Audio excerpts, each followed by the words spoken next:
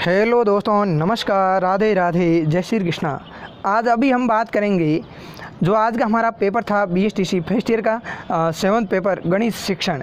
इसके बारे में चर्चा करते हैं। कैसा रहा आपका पेपर, कमेंट करके ज़रूर बताइएगा। दोस्तों, पेपर पर चर्चा करने से पहले मैं आपको एक बात बता दूं कि सामान्य रूप से हम देखें तो जिसको सबसे ज़्यादा हार्ड माना जाता है, किसको? गणित को। गणित जैसे सब्जेक्ट को जिसको सबसे ज़्यादा हार्ड माना जाता है, इसमें देखें तो आम तौर पर एक स्टूडेंट किसी एक प्रश्नावली को 5 घंटे में कवर नहीं कर पाता है। सामान्य रूप से एक प्रश्नावली एक जो स्टूडेंट वो 5 घंटे में कवर नहीं कर पाता है। और वहीं पर आप और हमने सब ने मिल करके 5 घंटे में पूरी गणित को पढ़ डाला फर्स्ट ईयर की, तो इससे बड़ी बात शायद ही कुछ होगी। अब गुरुजी 5 घंटे में कैसे पढ़ी? तो 5 घंटे में आप सभी दोस्तों ने वैसे बहुत ही अच्छा रेस्पॉन्स आया और उसके व्यू भी काफ़ी अच्छे हैं। आप सभी ने बहुत ही अच्छा जो प्यार दिया, स्नेह दिया और आप सभी ने उन क्लासों का भरपूर आनंद लिया और वाकई ये क्लासें आपके लिए रामबाण साबित हो गई। अब गुरुजी 5 घंटे कौन से? तो 2.25 घंटे में हमने लास्ट ईयर का पेपर सॉल्व किया था। 2.25 घंटे से भी लगभग 15 मिनट कम थे, 14-15 मिनट कम थे। 1 घंटा और 48 मिनट के लमसम वो क्लास थी। तो 2 घंटे आप अपन वो मान लेते हैं लास्ट ईयर के पेपर के। और फिर मैंने 6 वीडियो और अपलोड की थी। कुल मिला के लगभग कोई 25 मिनट की वीडियो थी, कोई 30 मिनट की वीडियो थी। एवरेज देखें तो वो 6 वीडियो थी, एवरेज 3 घंटे की थी लगभग। तो 2 और 3 कितने हो गए? 5 घंटे हो गए। कितने घंटे हो गए दोस्तों? 5 घंटे हो गए। इसमें 10 मिनट इस क्लास में भी कम है 2 घंटे से, और ये जो 6 वीडियो इनको भी देखेंगे तो 3 घंटे से लगभग 10-15 मिनट कम है, 2 घंटे और 40-50 मिनट के लमसम है। और जो 20 मिनट बच गई तो वो 20 मिनट कहाँ एडजस्ट करेंगे? तो वो दोस्तों मैंने आपको यूनिट तीसरी जो अपनी थी चौथी और 5वीं उनके मैंने आपको PDF दी थी, नोट्स दिए थे। और नोट्स इतने शॉर्ट कि 3-3, 4-4 पन्ने के नोट्स। अब गुरुजी उसमें तो 8 पन्ने थे, 9 थे। तो दोस्तों किसी पेज का अगर मैंने पहले पार्ट जो चौथे का नाम दिया तो वो भी अपने आप में एक पृष्ठ है। तो वैसे देखें तो वो केवल 4-4 पन्ने की जो है PDF थी। और इन चीज़ों को मिला दें, लास्ट ईयर के पेपर को देख लें, और जो ये एक क्लास थी लास्ट ईयर के पेपर की, और जो 6 क्लासें मैंने अलग अपलोड की थी, जो 5 घंटे का मैटर था। अगर इसको मित्रों आप में से जिसने भी अच्छे से देख लिया ना, उसका नाका लग गया मान लो, यानी उसका जो आज बेड़ा पार हो गया। आप में से बहुत सारे दोस्तों ने देखी है क्लासें, और एंड की जो क्लास थी लगभग मैंने काफ़ी लेट अपलोड की थी, रात में 1-2 बजे। और मॉर्निंग में जब मैंने उनको 5-6 बजे देखा तो वाकई कमेंट आ रहे थे और काफ़ी अच्छे लोग, काफ़ी अच्छी संख्या में लोगों ने देखा था उसको भी। तो मुझे पूरी उम्मीद है कि आपने वो सभी क्लासें अच्छे से देखी थी और आज का पेपर वाकई आपके लिए बहुत ही अच्छा गया है।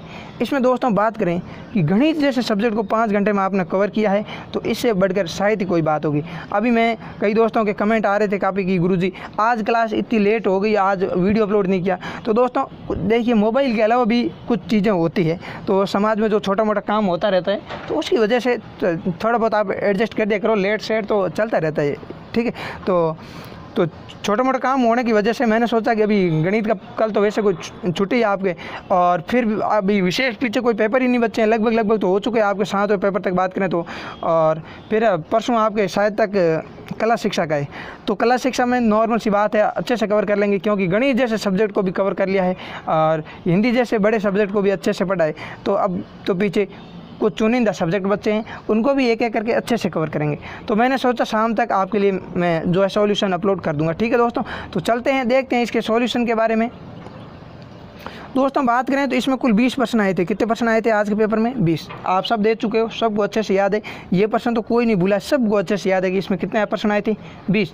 तो मित्रों 18 क्वेश्चन तो अपनी क्लास से हूबहू छपे हैं, 18 क्वेश्चन तो हूबहू छपे हैं। अब 1-2 क्वेश्चन तो जो बालक लगभग 2 महीने पढ़ता है ना मित्रों, उसके भी रह जाता है, ठीक है। और अगर ये पढ़ा है तो उनमें बेसिक सी बातें थी, वो आप अच्छे से लिख सकते हो, ठीक है। तो बात करते हैं। अब पहला क्वेश्चन मित्रों, लास्ट वीडियो मैंने आपको अच्छे से जो इतनी देर में आपको सीरीज सॉल्व करवा रहा था, उसके अलावा मैंने एक पेज पर स्पेशली लघुत्तम समापत्ति और महत्तम समापत्ति समझाया था, लेसअप और मैसअप, क्योंकि मुझे लगा कि वाकई यहाँ से प्रश्न आएगा, मतलब आएगा। तो इसको मैंने जो है बुक से समझाने के बजाय एक पेज पे लेके आपको अच्छे से समझाया था और आपको अच्छे से क्लियर भी हो गया होगा। तो हम देखते हैं 36, 42 और 72 का लेसअप कैसे याद करते हैं।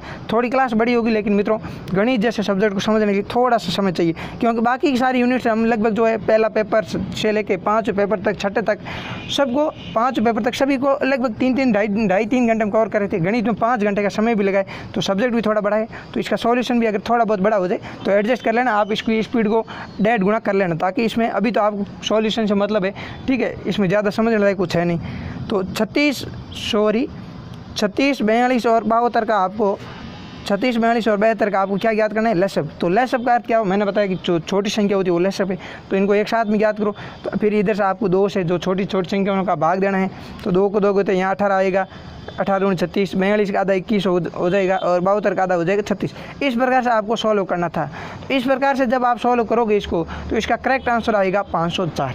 बहुत ही अच्छा मेथड था, मैं आपको अच्छे से क्लियर करवा चुका हूँ, अगर आपने अच्छे से देखा है तो।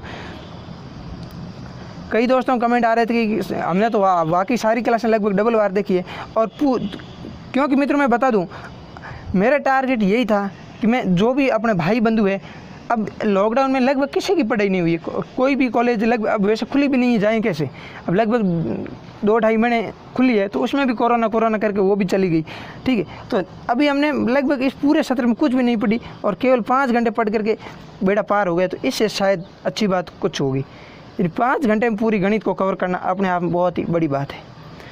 और मेरा जो टारगेट था, मैं आपको बता रहा था कि जिन अभी कई बच्चों ने जो है कॉलेज भी, जैसे मान लीजिए अब खुली भी नहीं है इस साल, तो कोविड की वजह से, ठीक है, जो 2-2.5 महीने खुली है, और फिर रही बात तो कोई गाइडें भी नहीं लाए हैं, कि कोई भाई बंधु ऐसे हैं जो सीरीज़ भी नहीं खरीदी। बहुत सारे आप जैसे कमेंट चेक करते हो, तो कई दोस्तों के कमेंट आ रहे हैं कि वाकई हमने तो जो है सीरीज़ भी नहीं खरीदी गुरुजी, और केवल आपके भरोसे हैं। तो दोस्तों भरोसा किया है तो बस बना के रखिए, कुछ दूर आप चलो, कुछ दूर हम चलें, और इस तरह इस पेपर को, इस मैदान को अच्छे से फतेह कर लेंगे, ठीक है।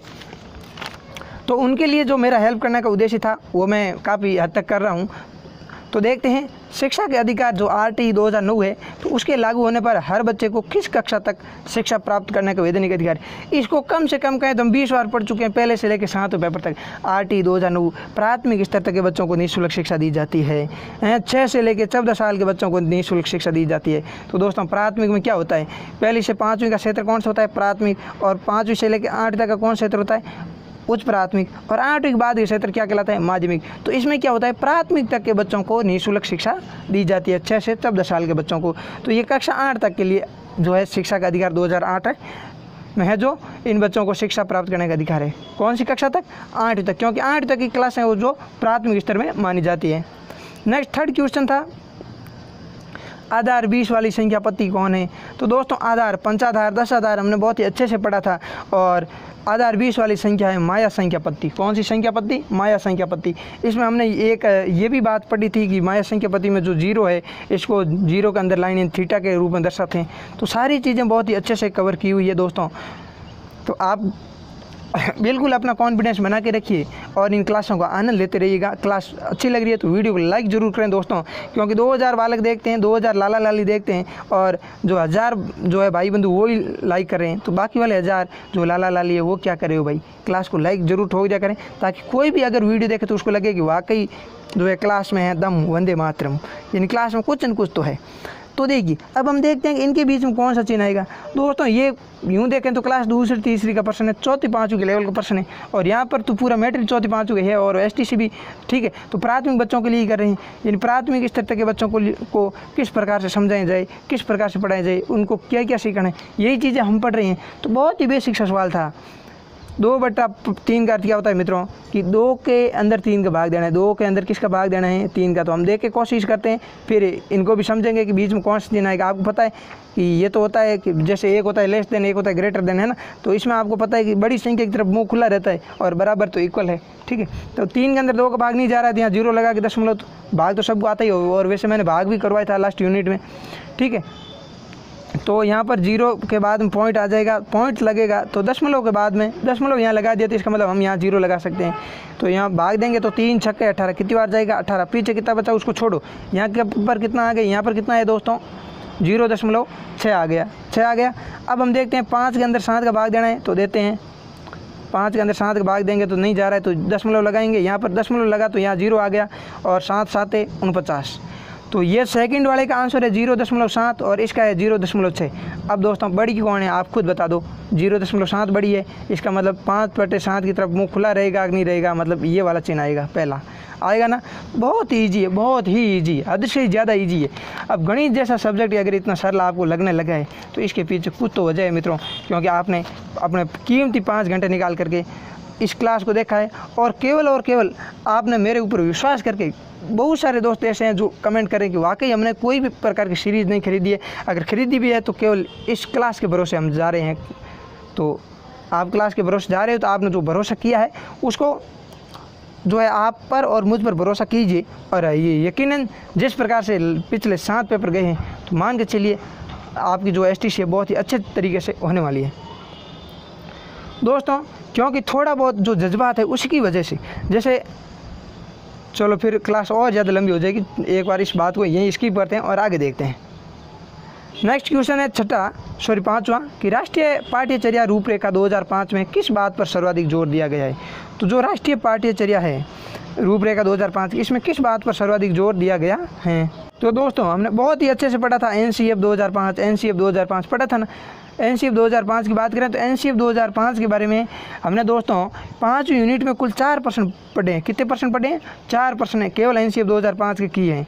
तो इसमें आपने पढ़ा होगा कि बच्चों को गणित है जो आनंदपूर्वक, ठीक है, रुचिपूर्ण तरीके से पढ़ाई जाए, ठीक है, उनको बच्चों को सार्थक गणित समझाएं, ऐसा करके कुछ पढ़ा था।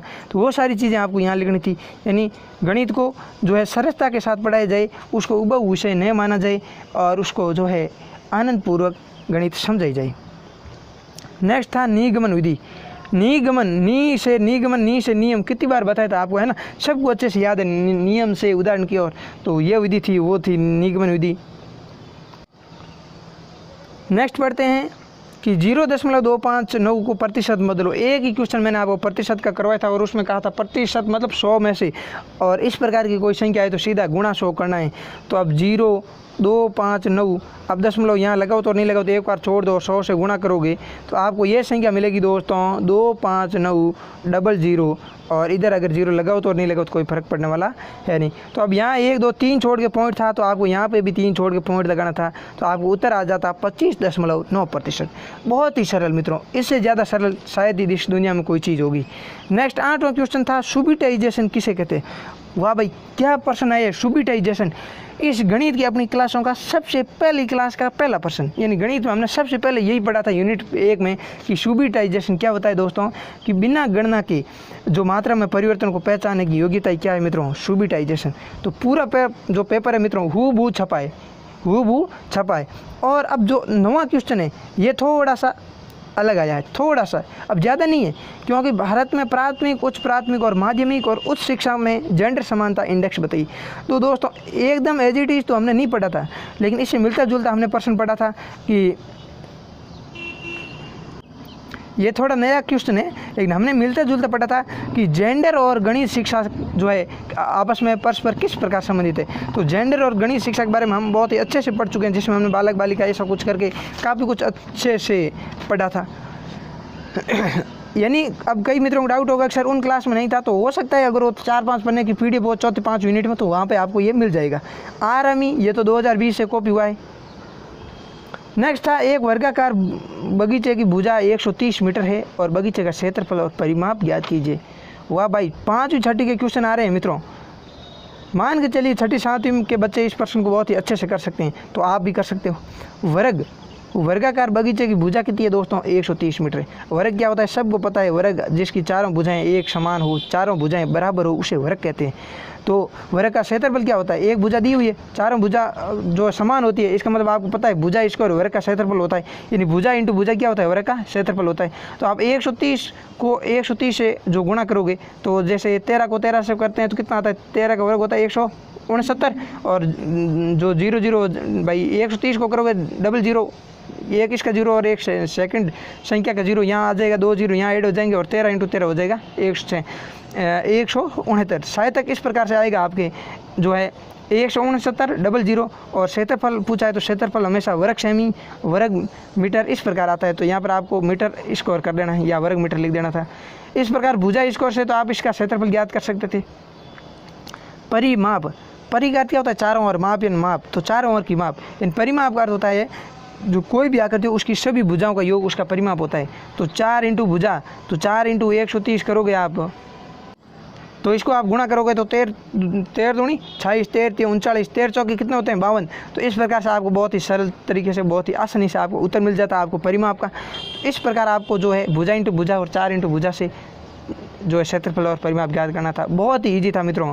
और नेक्स्ट क्वेश्चन था अपना, विशेष आवश्यकता वाले बच्चे, विशेष आवश्यकता वाले बालकों से आपका क्या अभिप्राय है, स्पष्ट कीजिए। तो विशेष आवश्यकता वाले बच्चे मित्रों, विशेष आवश्यकता वाले बच्चे कौन से होते हैं? हमने यूनिट 4 में इसको बहुत ही फुल डिटेल में पढ़ा था, निम्नात्मक प्रश्न के रूप में पढ़ा था विशेष आवश्यकता वाले बच्चे। मित्रों मैंने आपको बिल्कुल गिने चुने प्रश्न दिए थे और उसी में से पूरा पेपर आया है। तो विशेष आवश्यकता वाले बच्चों में हमने पढ़ा था भाई जो शारीरिक रूप से अक्षम हो या फिर जो मंदबुद्धि बालक हो, तो वो इसमें आएंगे। बहुत ही अच्छे से समझाया आपने। तो शारीरिक जो है रूप से अक्षम और मंदबुद्धि वाले बच्चों के बारे में आपको यहाँ लिखना था। नेक्स्ट था, गणित सीखने के व्यवहारवादी नजरिए पर एक संक्षिप्त टिप्पणी लिखिए। बहुत ही इजी क्वेश्चन था, केवल कॉमन सेंस का क्वेश्चन है मित्रों। गणित सीखने के व्यवहारवादी नजरिए पर आपको बताना है। तो व्यवहारवादी नजरिए क्या है? तो यानी आपको ध्यान रखना है कि व्यवहार के अनुसार जो है बच्चों को सिखाने के लिए जो पढ़ाया जाता है, बच्चों को किस लिए पढ़ाया जाता है? बच्चों को सिखाने के लिए पढ़ाया जाता है। अब इसमें क्या करेगा जो व्यवहारवादी नजरिए, उसमें जो है जो गुरुजी है वो बच्चों की सहायता करेंगे, उनको मित्रवत रूप में समझाएंगे, ठीक है। बच्चों को पुनर्बलन देंगे। जैसे मान लीजिए कोई भी वस्तु है तो उसके 2 पार्ट करने हैं बच्चों को। कितने पार्ट करने के लिए कहा गया? 2 पार्ट। और कोई बच्चा 2 भाग करने में उसके सफल हो गया, तब उसको पुनर्बलन देंगे कि भाई आप इसमें जो है 2 भाग करने में सक्षम हो चुके हो। तो इस प्रकार से उसका मनोबल बढ़ाएंगे, उसे पुनर्बलन देंगे, तो फिर वो इसी क्रम में 3 4 5 भाग और कर पाएगा। तो यही बेसिक सी बातें हैं व्यवहारवादी नजरिया। नेक्स्ट था, माया संख्या पद्धति का संक्षेप में वर्णन कीजिए। तो माया संख्या पद्धति के बारे में हमने जो बहुत ही संक्षेप में पढ़ा था कि माया संख्या पद्धति जो प्रतीकों पर आधारित पद्धति है, इसमें 0 को इस प्रकार से लिखा जाता है थीटा के रूप में, जैसा आप 10वीं में पढ़ते थे त्रिकोणमिति में, ठीक है। और फिर हमने माया संख्या पद्धति के बारे में वैसे प्रतीक में देखें तो एक शायद क्वेश्चन किया था कि हम जैसे किसी संख्या को गिन सकते हैं, शरीर के अंगों द्वारा भी गिन सकते हैं ना। तो जैसे एक बकरी वाला प्रश्न आया था कि जैसे 1 अंगुली खड़ी की इसका मतलब 1 बकरी, 2 मतलब 2। तो इस प्रकार से कोई चीज़ें जैसे मैंने आपको बताई थी कि हम शरीर के अंगों के संकेतों के द्वारा भी समझ सकते हैं। तो ऐसा कुछ करके प्रतीक के बारे में आपको लिखना था, माया संख्या पद्धति के बारे में। बाकी ज़्यादा डिटेल में तो अपनी नए तो सीरीज़ में ये दिया हुआ है और नए कहीं, तो आपको बिंदास रहना है। नेक्स्ट था, सतत और व्यापक मूल्यांकन की प्रक्रिया में प्रयुक्त शब्दावली को लिखिए। दोस्तों हूबहू एज इट इज छप चुका है। ये जो अपना 15वां क्वेश्चन है ये हमने यूनिट 5 के नोट्स में पढ़ा था। और दोस्तों नोट्स देखिए कितने रामबाण नोट्स साबित हो गई। अपनी जो यूनिट 5 थी उसका लास्ट क्वेश्चन यही था, बिल्कुल एज इट इज। सतत और व्यापक मूल्यांकन की प्रक्रिया में प्रयुक्त शब्दावली बताइए। यूनिट 5 के नोट्स में लास्ट क्वेश्चन पढ़ा था निम्नात्मक। दोस्तों ध्यान रखना, जिसमें हमने क्या पढ़ा था, सतत और व्यापक मूल्यांकन में जैसे चेक लिस्ट है और पोर्टफोलियो है। चेक लिस्ट, पोर्टफोलियो, आंकलन, इनको अलग अलग भी हम पढ़ चुके हैं, बिल्कुल पढ़ चुके हैं ना। अगर आपने वो देखे नोट्स तो चेक लिस्ट, पोर्टफोलियो, आंकलन, ग्रेडिंग सिस्टम, ये सारा हमने इसमें पढ़ा था। नेक्स्ट था, निम्नलिखित बिंदुओं पर संक्षेप में टिप्पणी कीजिए। धारिता, क्षेत्रफल, आयतन, ये बताना है। यानी धारिता किसे कहते हैं, क्षेत्रफल किसे कहते हैं, आयतन किसे कहते हैं। तो बहुत ही बेसिक कॉमन सवाल थे दोस्तों। धारिता की बात करें तो जैसे मान लीजिए जो धारिता का अर्थ होता है कोई भी चीज़ है उसमें जैसे कितना जो है तरल पदार्थ आ सकता है, या कितनी जो है कोई हम नमक है, जो रेत है, ये भर सकते हैं। जैसे मान लीजिए कोई बोतल है, ये क्या है, कोई बोतल है, तो उसमें हम कितना पानी भर सकते हैं, वह उसकी क्या है, धारिता है। क्षेत्रफल किसी वस्तु द्वारा समतल पर घेरा गया स्थान, ठीक है, किसी वस्तु द्वारा समतल पर घेरी गई जगह, वो क्या है, उसका क्षेत्रफल है। आयतन तो बहुत इजी क्वेश्चन है दोस्तों। आयतन, तो आयतन क्या होता है, जो वस्तु जितनी जगह घेरती है वो उसका आयतन है। जैसे मान लीजिए कोई पानी से भरा हुआ, बिल्कुल मान लीजिए पानी की भरी हुई बाल्टी है, अब उसके अंदर हम कोई बर्फ़ का बड़ा सा टुकड़ा ला के डाल देते हैं, तो बर्फ़ का टुकड़ा कितनी जगह घेरेगा, वो उसका क्या है, आयतन है। आयतन में जैसे बात करें तो लंबाई, चौड़ाई, ऊँचाई, ये इन सभी को वो जो है आयतन व्यक्त करता है। जैसे मान लीजिए ये जो पानी की बाल्टी थी, भरी हुई थी, इसके अंदर आपने मान लीजिए कि कोई भी जैसे एक स्टोन डाल दिया, पत्थर डाल दिया, तो इस पत्थर की लंबाई कितनी है, चौड़ाई कितनी है, उन सभी की माप को ये व्यक्त करता है आयतन। और नेक्स्ट क्वेश्चन था 17वां, निम्नांकित फील्ड के आंकड़े मीटर में मान करके ABCDEF।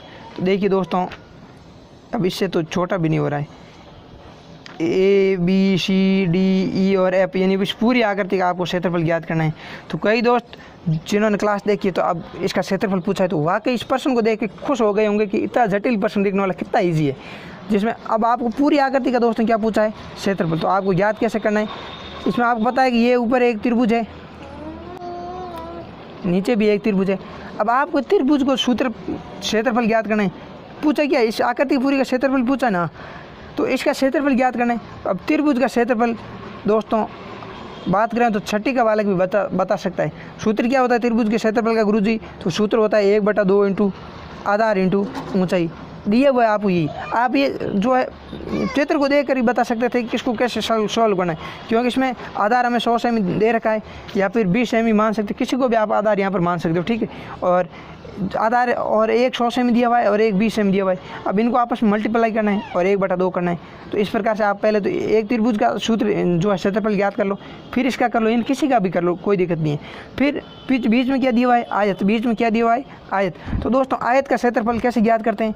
अब गुरुजी हमें कैसे पता चला आयत है, तो दोस्त आप गणित पढ़ रहे हैं तो आपको पता है आमने सामने की भुजाएं जब समान होती है तो इस प्रकार की चार भुजाओं की आकृति को क्या कहते हैं, आयत कहते हैं। और आयत के तो हम 3% कंटिन्यू कर चुके हैं। जो लास्ट वीडियो थी, लास्ट वीडियो में कंटिन्यू लास्ट के तीनों ही क्वेश्चन, लास्ट वीडियो में लास्ट के तीनों क्वेश्चन जो हम हेडिंग थी जो है BSTC फर्स्ट ईयर गणित के अति महत्वपूर्ण प्रश्न है ना, तो उसमें अंतिम 3 क्वेश्चन हमने केवल आयत के क्षेत्रफल से संबंधित किए थे। तो आयत का क्षेत्रफल लंबाई इंटू चौड़ाई होता है, तो आप बस 50 इंटू 100 करते तो आपका आंसर आ जाता है।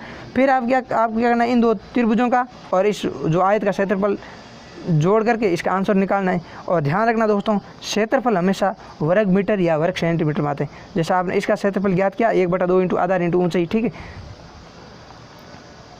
तो जो भी आता, अगर यहाँ पर टोटल सब संख्या मीटर में दी हुई है तो आपको मीटर स्क्वायर लिखना था या फिर वर्ग मीटर लिखना था। तो इन प्रतीकों का थोड़ा ध्यान रखना था। और जैसा कि हमने आयत का क्षेत्रफल के 2-3 क्वेश्चन किए थे, तो वहाँ भी आपने देखा होगा वर्ग मीटर, वर्ग सेंटीमीटर, इस प्रकार की संख्याएँ आ रही थी। नेक्स्ट दोस्तों बात करें 18वां क्वेश्चन, ये तो सीधा अपनी क्लास से बाहर गया है। तो एक आधा क्वेश्चन दोस्तों मैंने क्या कहा, जो बंदा 3 महीने तैयारी करेगा तो एक आधे क्वेश्चन तो हो सकता है उसके भी चला जाए।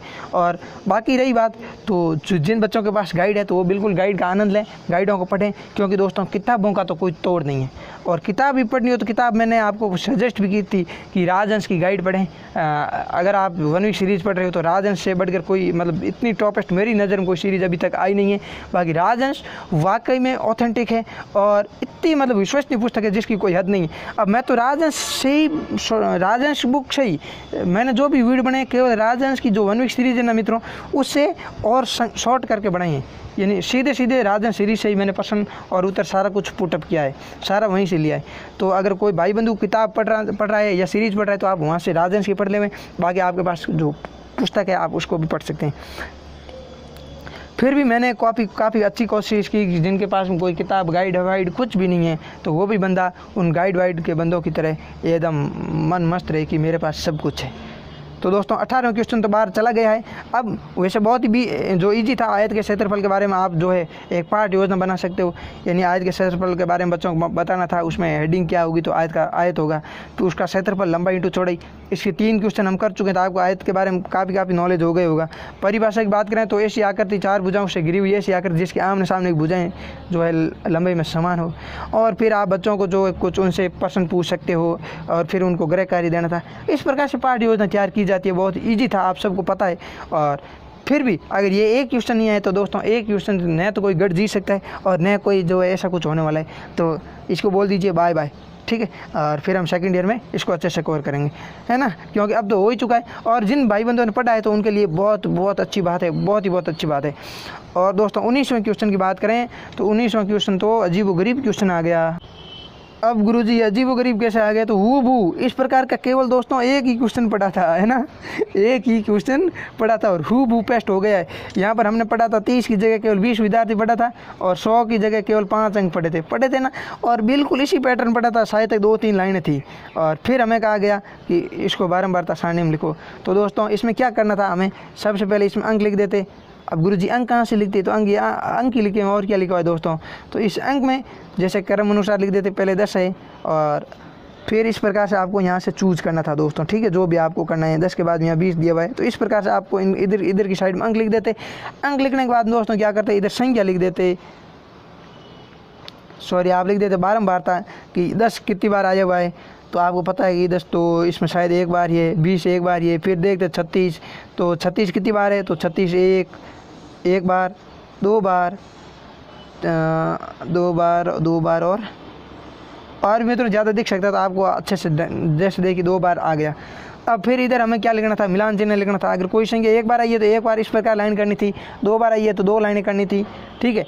3 बार आई है तो 3 लाइनें करनी थी, 4 बार की 4 और 5 बार आई तो सीधी क्रॉस करके करनी थी। बहुत ही अच्छे से समझाए मित्रों, और जैसा पढ़ा है वैसा हूबहू पेस्ट हुआ है। इसके अलावा भी हमने जो है ये साइन वाले क्वेश्चन देखा था, वर्ता लेख देखा था, डंडा लेख देखा था, स्तंभा लेख देखा था, तो सबको अच्छे से देखा था। फिर भी इस टाइप में क्वेश्चन एक ही देखा था जो हूबहू आ गया है। और दोस्तों अंतिम क्वेश्चन की तो बात ही क्या है, जो कोण को परिभाषित करते हुए विभिन्न प्रकार के कोणों को सचित्र समझाई। दोस्तों इसके लिए मैंने आपके लिए स्पेशल वीडियो बनाया था, है ना। जो यूनिट 3 का फर्स्ट पार्ट था, बहुत ही शॉर्ट में था, यूनिट 3 का फर्स्ट पार्ट। ध्यान रखना दोस्तों, यूनिट 3 का फर्स्ट पार्ट पूरा मैंने केवल कोण के संदर्भ में बनाया था, और ये एक ही क्वेश्चन मैंने उसमें सॉल्व करवाया था, और वो ही क्वेश्चन छपा है। हमने देखा कि एक बिंदु से निकली 2 किरणों से बनी आकृति को कोण कहते हैं। फिर उसके कोण के प्रकारों में समकोण, अधिक कोण, न्यून कोण, सम्मुख कोण, आसन कोण, सरल कोण है, ऋजु कोण, वृत्त कोण, और इन सब के बारे में पूरक कोण, संपूरक कोण फुल डिटेल में पढ़ा था। और इस एक पर्सन के लिए मैंने स्पेशल वीडियो बनाई थी, और यही पर्सन सॉल्व कराया था, और यही पर्सन यहाँ छप चुका है। तो दोस्तों मान के चलिए कि इससे बेहतर रामबाण क्लासें क्या हो सकती है। तो आपका पेपर कैसा गया मुझे कमेंट करके ज़रूर बताएं। आपको अपने इन 5 घंटे की जो क्लासें हैं इससे कितनी की हेल्प मिली ज़रूर बताएं दोस्तों। कमेंट बहुत ही प्यारा सा कमेंट करें, और लाइक करें इस क्लास को, अधिक से अधिक मात्रा में मित्रों शेयर करें, क्योंकि मैं मेरी ओर से पूरा एफर्ट लगाता हूं कि आपको अच्छे से अच्छा जो मैटर दे सकूं, और वाकई अच्छे से अच्छा मैटर आपको मिल रहा है, क्योंकि ये मैं नहीं, आप खुद के जो कमेंट है, आप खुद का रेस्पॉन्स बोल रहा है। और यही नहीं है कि मैंने कोई चीज़ पढ़ा दी और पढ़ा के बस छोड़ दी, बस राम भरोसे कर दो, नहीं। मैंने जो चीज़ पढ़ाई है उसका जो एग्ज़ाम हुआ है, बाद में मैं मेरी ओर से उसका सॉल्यूशन भी करवाता हूँ, और बता भी रहा हूँ कि कौन सा प्रश्न कहाँ से आए। तो दोस्तों आपके लिए जो है केवल मेरा मन भी नहीं था, क्योंकि गणित में मेरा वैसे इतना इंटरेस्ट भी नहीं है। मेरा जो सब्जेक्ट है राजस्थान जी के और हिंदी है, फिर भी आपको इतने प्यारे और इतने अच्छे बिल्कुल सीधे भावनात्मक रूप से जो आपके कमेंट आते हैं, वाकई उन कमेंट की वजह से मैं मजबूर हो जाता हूं कि आपके लिए अब मुझे क्लास बनानी ही पड़ेगी, मतलब बनानी ही पड़ेगी। तो आपका ये जो प्यार, सहयोग और स्नेह है, इसको बना के रखिए, और अधिक से अधिक मात्रा में इस क्लास को अपने मित्रों के साथ शेयर कीजिएगा। धन्यवाद दोस्तों, फिर हम मिलते हैं नेक्स्ट क्लास में, ठीक है। जय हिंद, जय Bharat, bye bye, take care friends.